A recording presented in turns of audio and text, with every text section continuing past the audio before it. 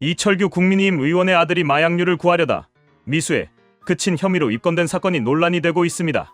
하지만 이에 대한 이 의원의 해명과 태도는 많은 국민들에게 실망을 안겨주고 있습니다.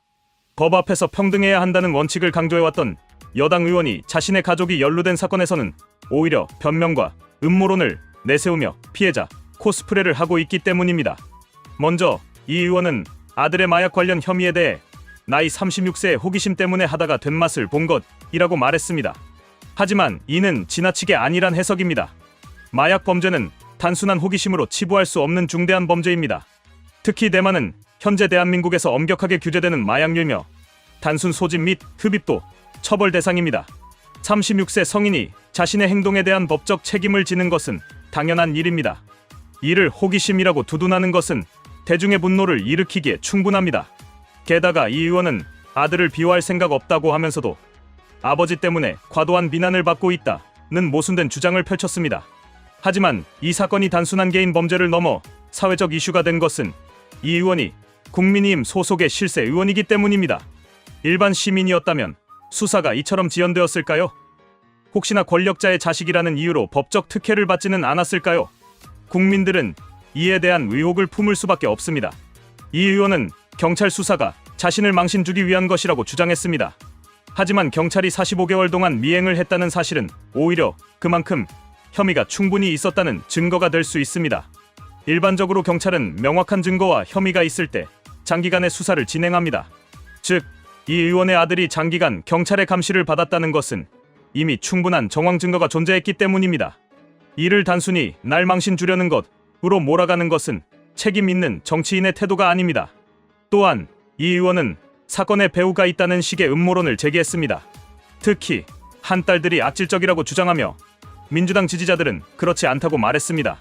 하지만 이는 문제의 본질을 흐리는 발언입니다.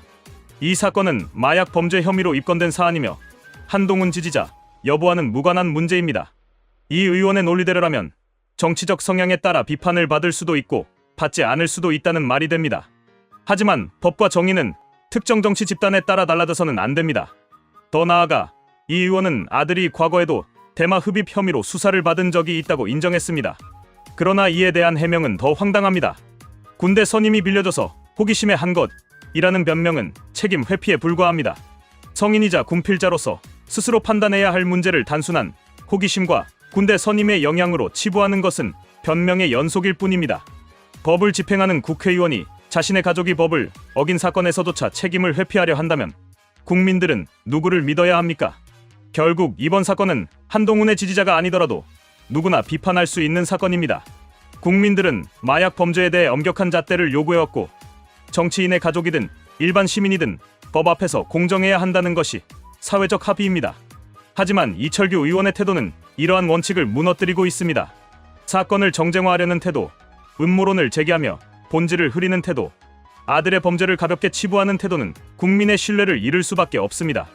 이번 사건은 단순히 개인의 일탈 문제가 아닙니다.